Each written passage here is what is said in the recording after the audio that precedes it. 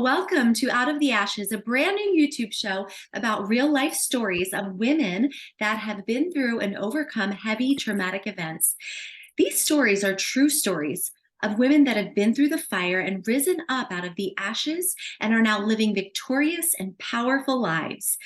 These stories will bring you hope and shine light into even the darkest of days. My name is Mandy Lee, and I am your host. And today I have here with me a very special guest. And her name is Anna Thorsteinsdottir, and she is from Norway, and she is here to share a piece of her story with us. And Anna has such an inspiring story of how she not only endured traumatic events, such as divorce and starting over in life and ministry, transitioning to being a single mom, all while battling many internal insecurities. But she overcame them and she rose above it all. And she is now living in freedom and victory. So, Anna, welcome. We are so happy to have you here. Thank you. I'm so honored to be here, Mandy. It was a privilege to be asked to be here tonight. So it's, the honor is mine. Yes, awesome. Well, I'm really excited to have you here today. You're my first international guest. So this is super exciting for me. I just welcome you. And, although we are in different parts of the globe, we are connected so intricately by the Holy Spirit of the living God. And I just love that we have this gift of technology that allows us to be together face to face, although we may be far apart geographically. So it's just so beautiful.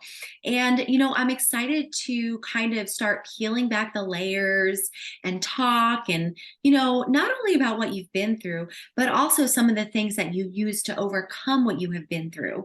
I know that we all have a story to tell, right? I've got a story to tell. You've got a story to tell.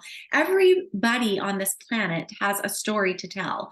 And, I really want you to tell our audience your story, but more importantly, I want you also to share with our audience how you got through all of that and, how you're sitting here today and what helped you the most.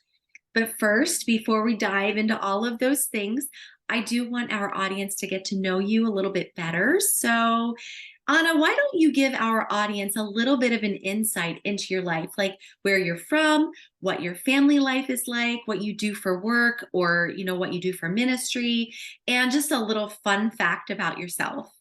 Yes, I will happily share that. Well, Mandy, I am Icelandic, come from a tiny island in Europe.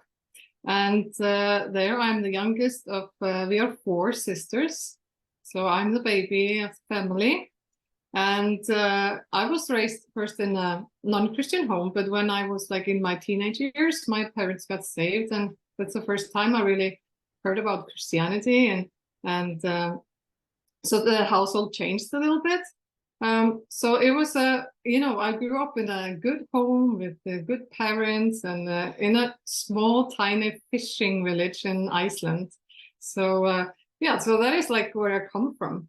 And but today I'm located in Norway, and I am a teacher for teenagers, and I try to teach them English, amongst other things.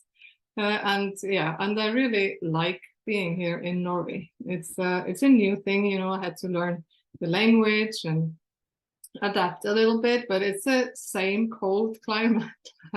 So it's still cold here in Norway as it was in Iceland, and is. Yeah, so there is where I am now today.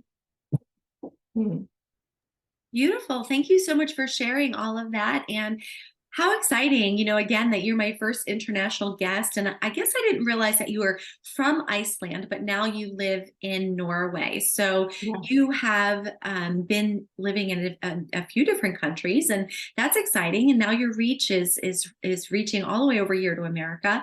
And that's just so beautiful. So, I love hearing about your family too. We all kind of come from different family backgrounds, and it's good to know and get an insight into where people come from and what their history is like. So what is something fun that you like to do, or something fun about you that you would like to share with our audience? Yes. Well, I am a person who really likes both sweet and salty things, and salty licorice. Because I know in America you have the red one. That was like a new experience for me. I'm like, what is that? So that's like all the salty things. I love it. And I was just speaking to a friend the other day, and I saw as I was speaking to her that there were three like big wool sweaters all around my home. So I have a mom that knits, and now my daughters have started to knit. It's like it jumped Oh. over my generation. I don't know why. So all the knitting and the salty licorice, that's me. That's my can I say weak spots? Oh, beautiful. Oh, thank you for sharing that. I love red licorice too. So that's something that Yes. we have in common. Beautiful. I love it. And Anna, thank you for sharing those things about yourself. It's really nice to get to know you a little bit and for our audience to know you a little bit. So anybody, if you ever want to get on Anna's good side, send her a big bulky knit sweater or red licorice, right?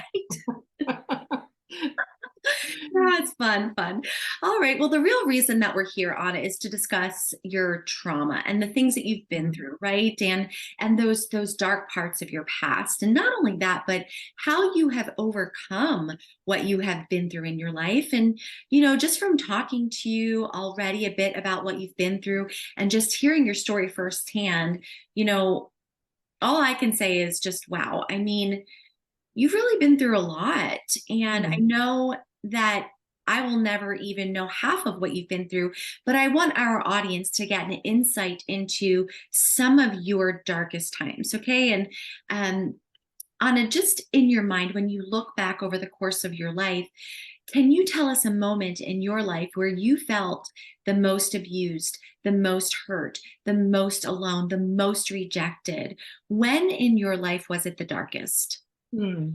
Well, I would have to say that's like when I had like my first child, and maybe when I was pregnant with my second one, I started to realize that I had no control over anything anymore. I had been trying because I became a Christian and then married a Christian man, and then he had some struggles, and the struggles became worse and worse, and it was about drugs. So as we know, that when people use drugs, they change. The personality changes, and the drugs take over.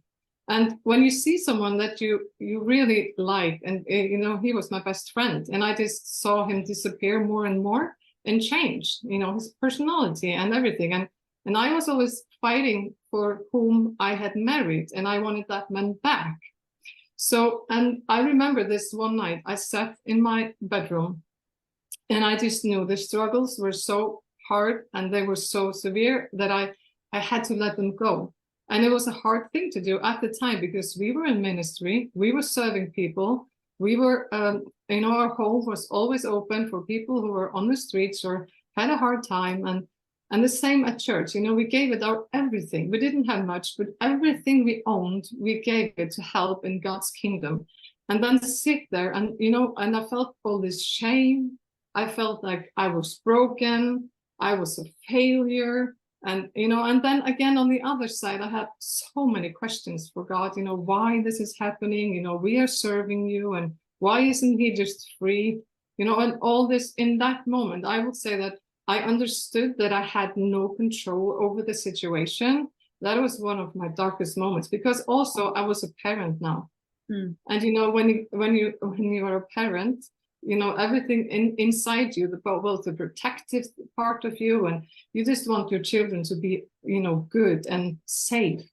And then I realized, I wasn't over, my home wasn't a safe place anymore. That was really, really hard. Yeah, I could definitely see how difficult that must have been. And, you're so right. I love how you're just really bringing to the light the struggle with drugs and addiction. It is such a darkness. And, the darkness that the addict actually goes through, I feel like is highlighted a lot, right? So Mm. I feel like the addict gets a lot of attention, so to speak, if you will, as far as, bringing things to the light. And, we've seen a lot of people share, when they've come out of addiction, what it was like for them when they're in that darkness. But what we don't hear a lot of times is people like yourself that are Mm, actually the family members of the addicts, and the darkness that they actually go through, and the struggles, and that depth of despair that they feel mm, watching someone that they love literally just waste away before their eyes, and the level of trauma that yeah. that actually causes someone that is actually a loved one of an addict. And I know there are Mm, groups like Al-Anon and other groups like that that really minister to people in those spaces, but I really do feel like it's kind of that silent trauma of addiction that we mm, don't really hear very much about. And I love this piece of your story that you actually bring this to the light, because I think it's such a need, and this needs to be talked about more. mm. And It I mean, does. I've battled addiction my whole life. Like I have my own history with addiction. And I talk about it a lot. I'm very open about my battle with addiction. But I feel like, there is that at that other side of the coin that needs to be brought to the light, where there was a lot of trauma that actually occurred, like within my family and within Mm, relationships that I was yes. a part of as a result of those struggles. And while I can't tell their story, I would hope that someday they would find the words to be able to talk about that, right? And I just want to thank you for bringing that to the light and being brave enough to share with other people what that was like for you. And Mm, I feel like there are so many women that struggle silently. And I feel like you can be such a beacon of hope for those women and let them know they are not alone. So I just wanted to thank you for bringing that to the light and for talking about something that not a lot of people have the strength or the ability to even articulate. So thank you mm, so much for bringing that to the light. And I'm sorry that you went through that.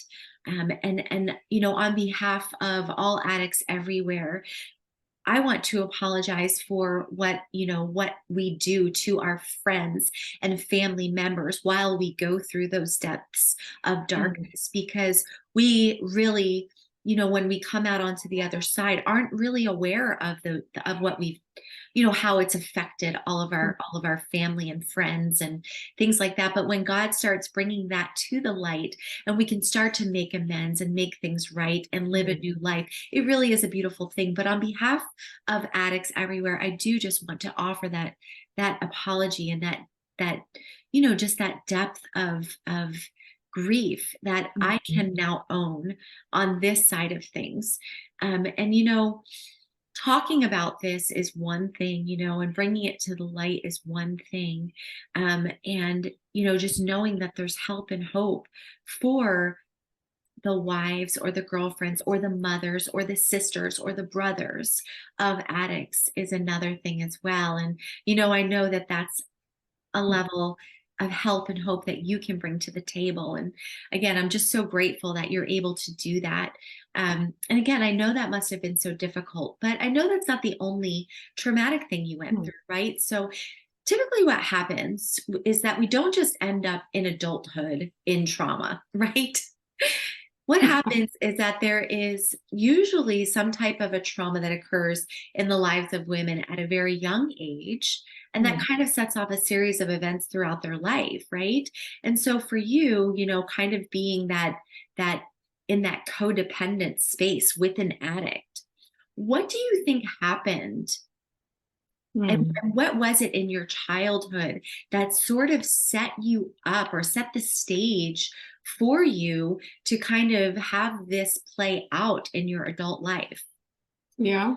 Well, when I think back and when I look to the years of my childhood, and I see that this insecurity that I always Mm, had, and I know that that was always a part of my story, and I was never maybe my self-worth wasn't that high, and I would always put myself down. And I thought about my when I was maybe I don't know maybe around started maybe around 10 years old maybe that I always started to go behind everyone. You know, I was in the group, I was with the group, but I was always the silent one. I was always the one who was like behind, and I went along with everyone and did everything, but I was always backstage with everything, and that went with me into as I grew up and adulthood.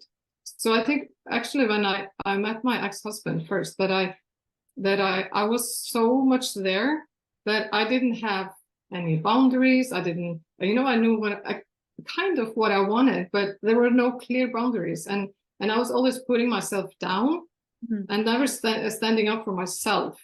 So that also, you know, that's maybe a combination why we met and clicked together. You know, one likes to lead and the other one likes to follow, and that can be a beautiful thing. And in some things and in ministry, that worked very good and perfectly together.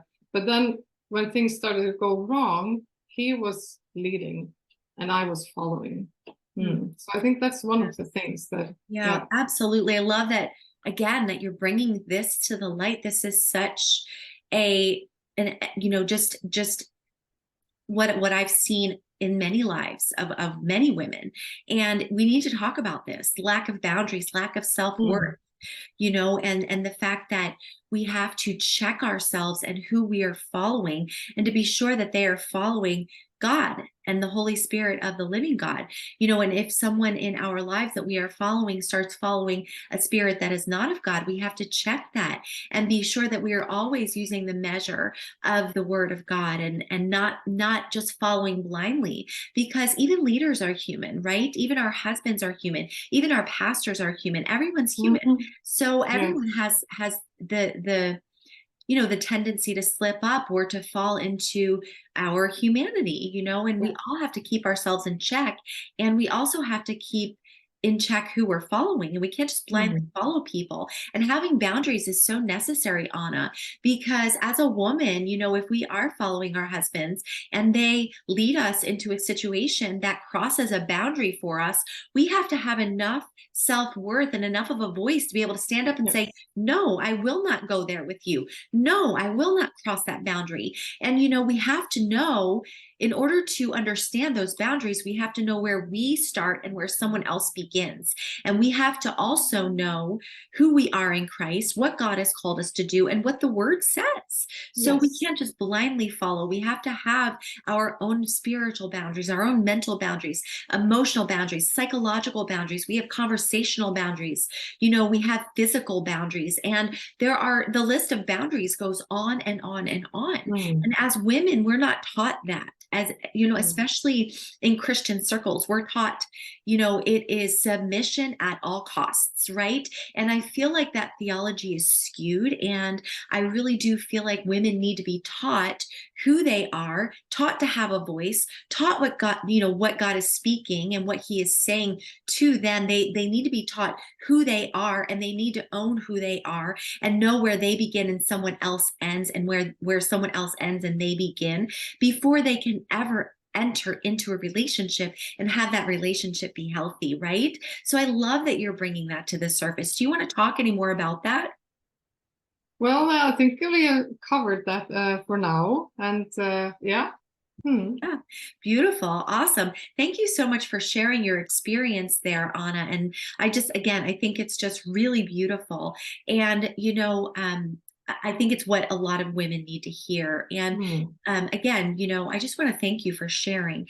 And these are intense events in your life. You know, you talk about that insecurity and that lack of self-worth as a child, and that kind of set you up for that codependent relationship that you entered into. And we can start to kind of see how your narrative begins to take shape in your life and really just perpetuate a life of brokenness and pain, right? But we all know that this is not the whole story, right? So you also have a beautiful story of redemption and rescue and newness. And, you know, why don't you tell us a little bit about that? When did you start to kind of see the light and awaken to the fact that this life of codependency and you know, toxicity was not what God had for you, but that there was another life for you? So when did you start to see the light at the end of the tunnel, and that there was a way out of all of this brokenness and darkness? Well, I could say that, after I had had my third child, then, then all of a sudden I just knew, because we talked about boundaries, right? And they were blurry. And I would always move them, and then, well, it wasn't so bad. He didn't mean it, and then he, was sorry, and I knew he was sorry. And then, but it escalated more. It got worse and worse and worse. But I was always moving my boundaries more and more. And then it came to the point where I saw that my children were suffering. And then something inside of me just no. And then the lioness, she woke up. And I said, no way, I'm not, this is where we have to stop. So there I could finally get the courage and just, put the boundaries there and say, stop. So I just went down and I filed for divorce, and I got help to get out of that marriage, and found a safe shelter for me and my children. Yes. And it was a few weeks on the run and trying to, hide and find a safe place. And then it started just to move. And I used a whole year just to find out. And first I saw how it had affected me, that I had lost Anna on this journey. I was so caught up in the battles for him that I had lost myself. So I knew that I had to find myself, because I, at that moment, just wanted to crash on the floor and just, I've been a terrible mother. This is not the life God planned for me. But I had another choice, and that was just to let it go and look up to God. And that is what I did. And I just decided, I'm going to look up and I'm going to launch another plan. And that plan is going to be with God, for God, and in His way. So I took my children. I used 1 year just to get a little bit of courage for myself and a bit of inner healing. And then I took my children and moved to another place in Iceland, very isolated place. And I lived there for 4 years. And God did miracles in those 4 years. They were really hard because I had to work through a lot of things, and my children as well. But as a single mom, all of a sudden I was working 100% as a teacher, and I was studying 70% at the same time with those 3 children, because all of a sudden, when God comes in and when you look to Him and you decide that you are not defeated, and you see this was a setback, but it can be a comeback as well. And I decided I'm going to focus on the comeback. I'm not going to lie here in the setback and not move. Because I can say, and I could have said, oh, I have been through so much and it's terrible, and everyone would have understood. But that is not life. That is just, being still. And there are times to be still, but then there are times to move forth and arise and to get everything that God has for you. So I just decided that is what I want. I want my comeback, and I wanted to be with God, and I want to launch it with God, and He's gonna, He's gonna move me on. He's gonna help me with every step of it. So I got so much energy of doing that, even though I was exhausted after all those years in marriage and hard times and all the violence and everything that went on. But there it was like I was fueled by God's fire every day, and just looking into the eyes of my children as well. It's like, I'm going to do this. I'm going to be the mom who shows up and doesn't lie in bed crying over the years we lost, and I didn't take my place, or, and all the, because it's a pain part as well when you divorce as a Christian on top of that, and having been in ministry, and all this self-judgment that can come and take a hold of you and try to hold you back. I decided I'm not going to go there. I'm going to focus on this comeback with God. So that is like how everything started. He started this to work in wonderful ways.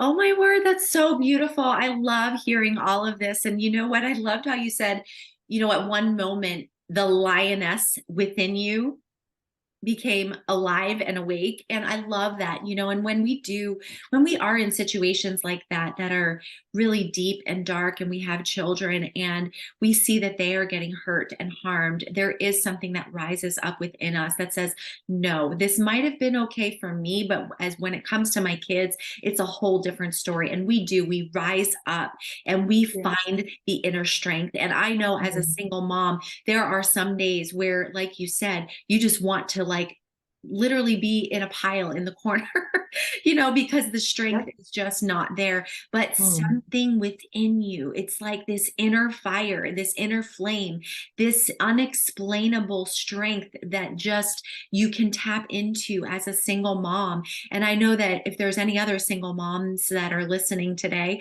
that they can attest to the same thing. And it's just not single moms, moms in general. When it comes to our children, God has given us this innate ability to really rise above our circumstances and protect our children. And I'm just so grateful that you were able to find that inner strength and you were able to rise up out of that brokenness and create a new life for you and your children and find a place of safety. And I know you said that you were on the run for a few weeks. I get that. I was there at one time in my life, and it can be scary, and it can be, really just there's that unknown, and you're wondering what is going to happen here, and it's like that survival mode just kicks in. And Yes. it can be a really intense space, but the Lord, if we press into him in those places, in those depths, he is going to provide for us. He has such a heart, especially for women and children.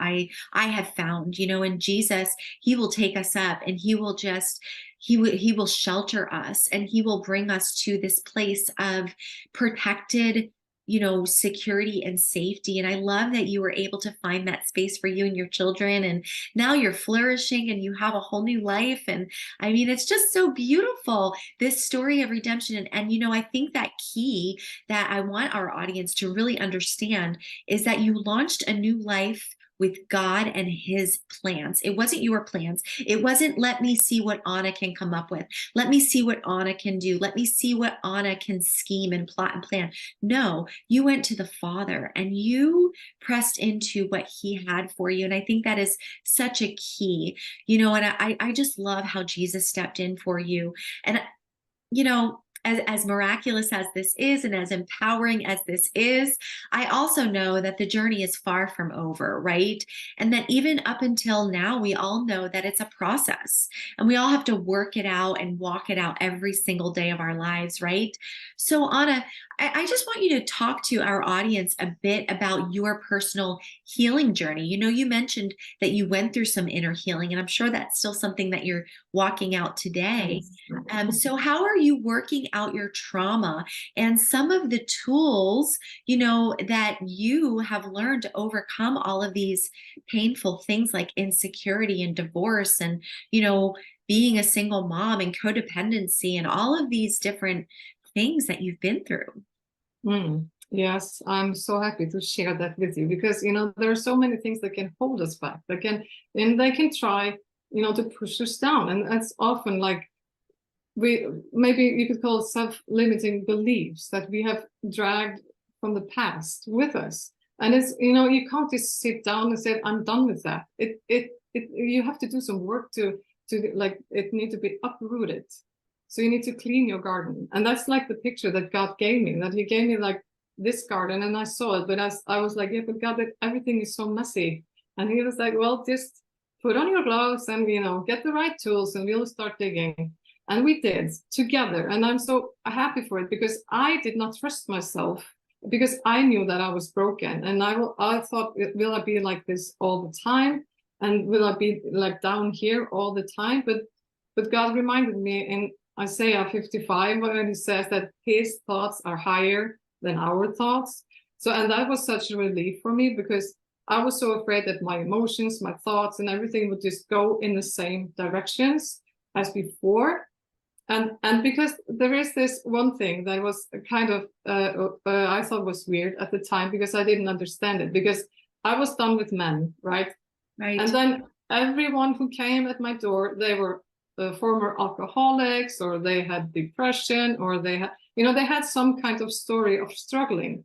And I was like, with God one day, I was like, what is this? Do I have something on my forehead? So like, come on, talk to her. Oh, goodness, yes. So, yeah, so he started to show me that there is a pattern here and that I needed to do some work, Right.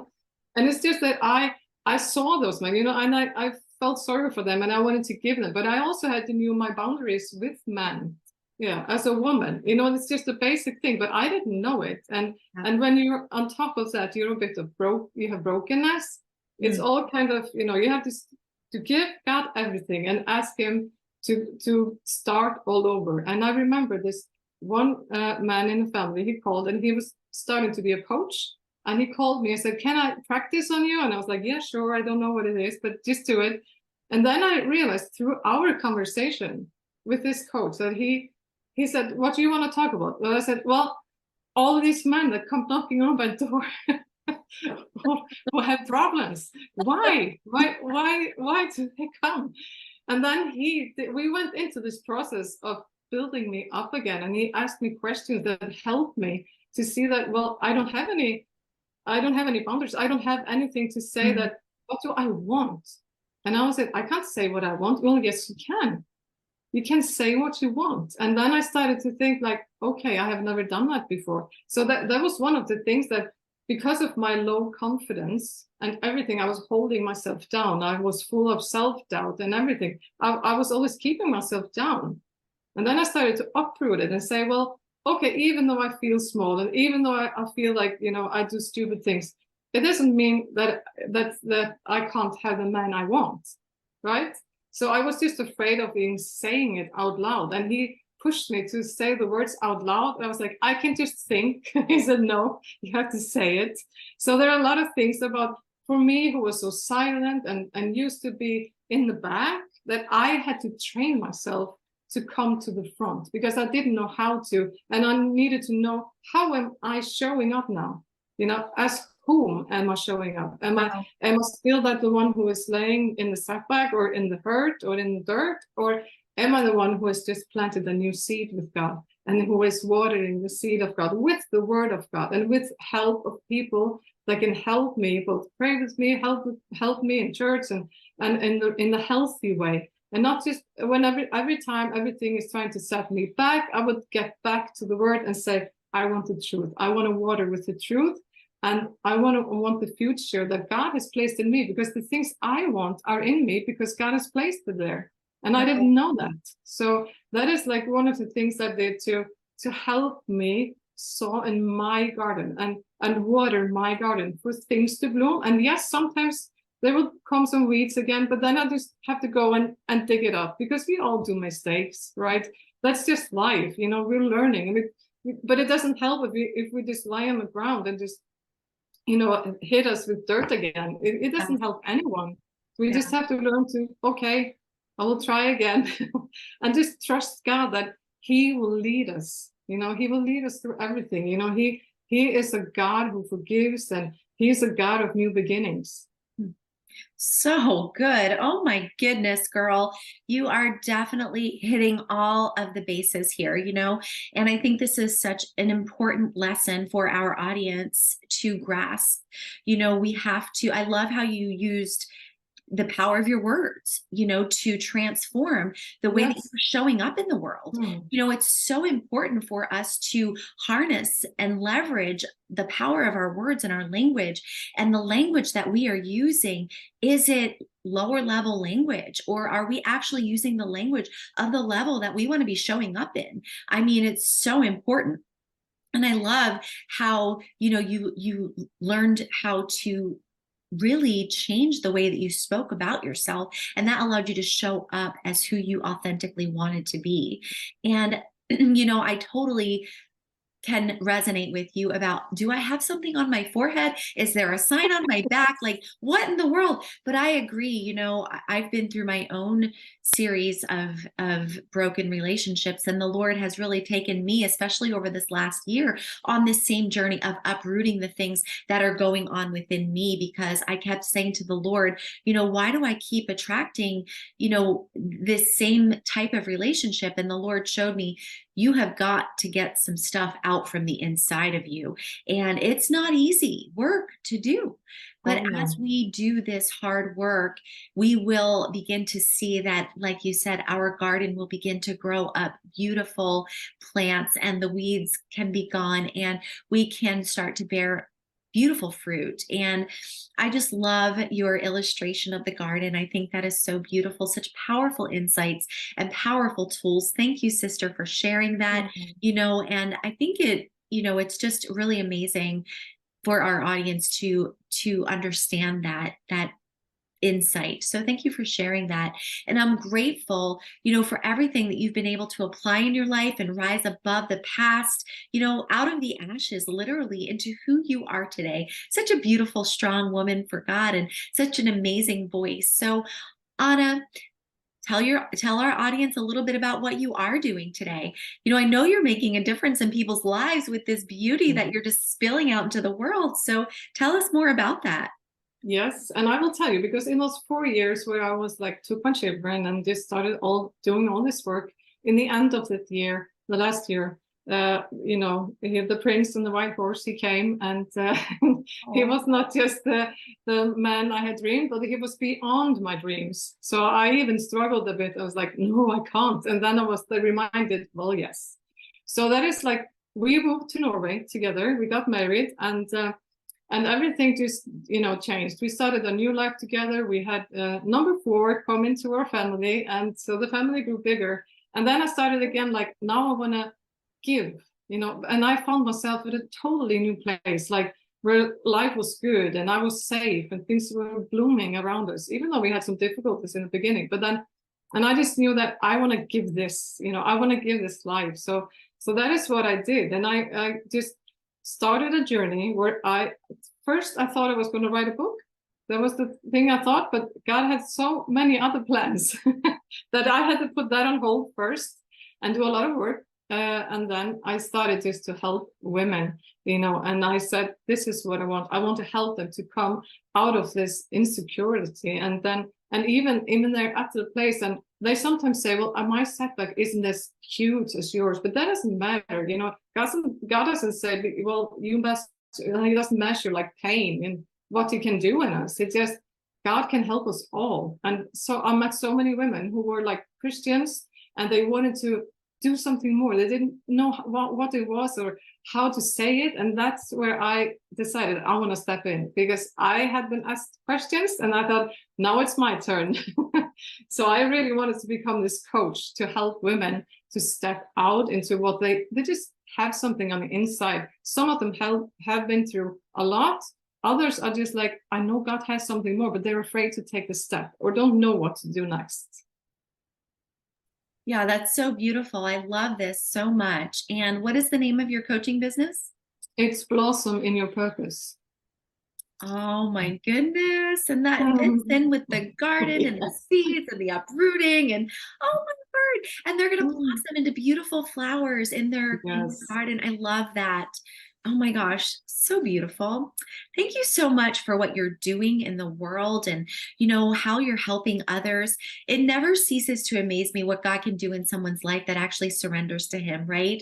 And how he can empower people to rise up out of the ashes and be a beacon of light and Mm. hope in the world. And for your girls, be that beautiful flower, right? It's just so amazing.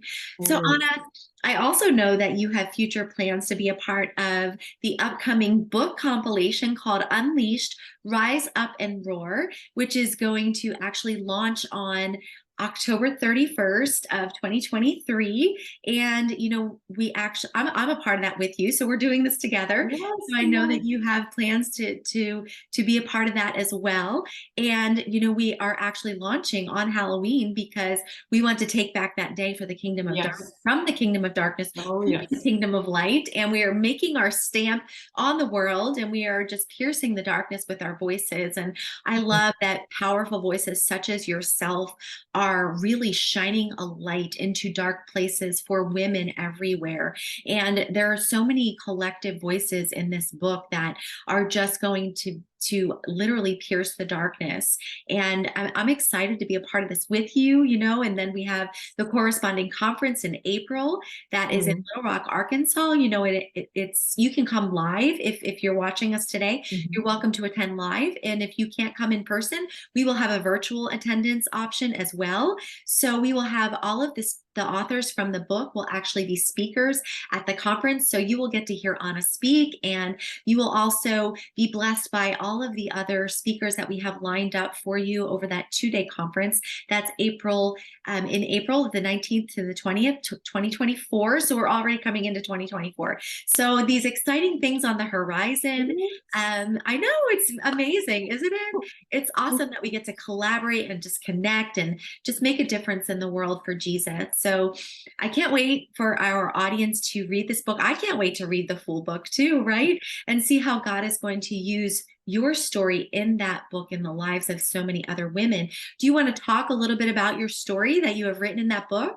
Yes, I will, because that is also, I was so thrilled when I got the opportunity to work with you, Mandy. And I think because, like I said, when I started off, I wanted to help women, I thought I'm going to write a book, but then it was like, no, wait a little bit, and when you're led by God, you have to listen, Yes. even though it's hard. So I was so thrilled when I could finally, and just blessed that I could write my story, because there are so many things, and I enjoy writing, and I release so much of both what I went through and what I did, and how God is, and how he shows up, and how he is the one who leads us through everything, no matter where we are, no matter what we've been through, and no matter how much darkness we think there is, and we have it all around us. He is always the same, because he is God. And then just being able to do that and share that has been so precious for me. Beautiful.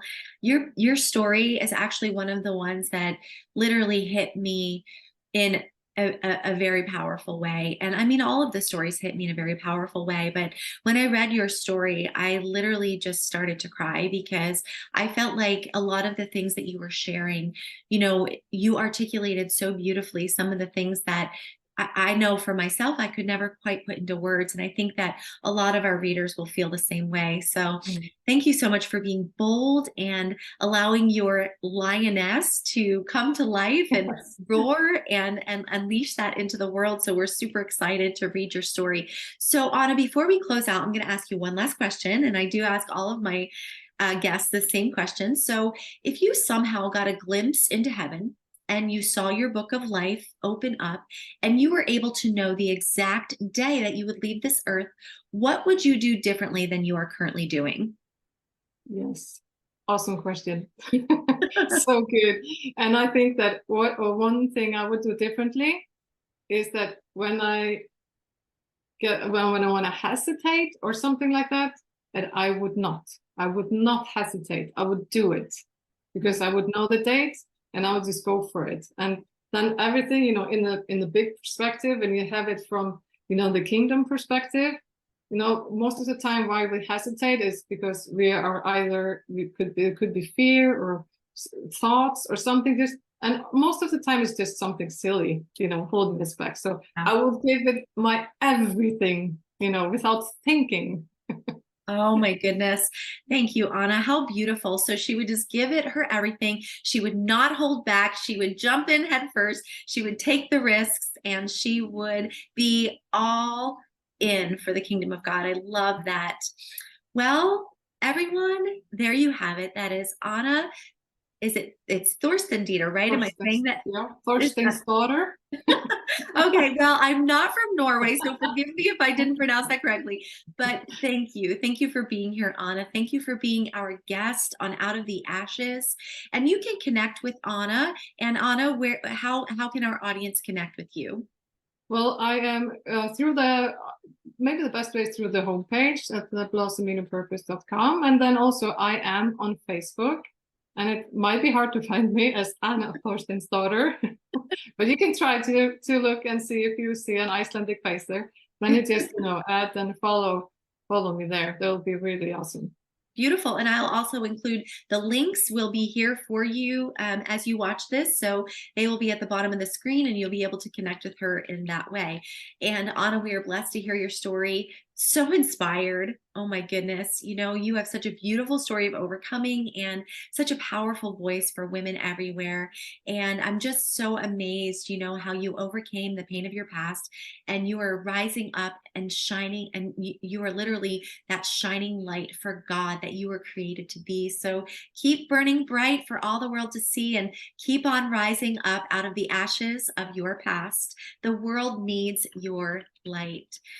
So, if you enjoyed hearing Anna's story and you would like to hear more inspirational stories of powerful women that have overcome the pain of their past, click like and subscribe. And don't forget to click the notification bell icon so that YouTube will notify you when our next episode will air. Also, you can follow me on Facebook at mandy.lee555. And you can also join the growing number of women that are rising up out of the ashes of their painful past and stepping into their divine destiny.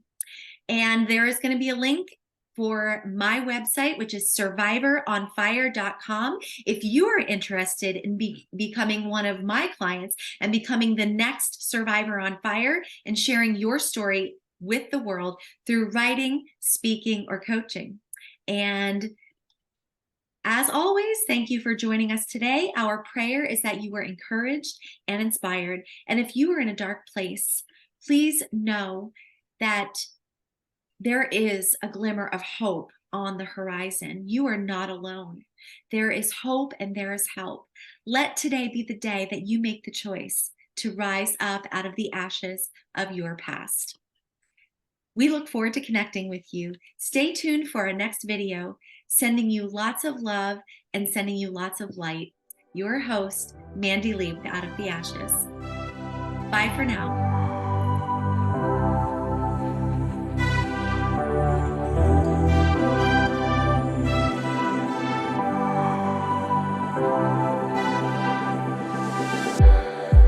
It's like we're running in circles, going around every day.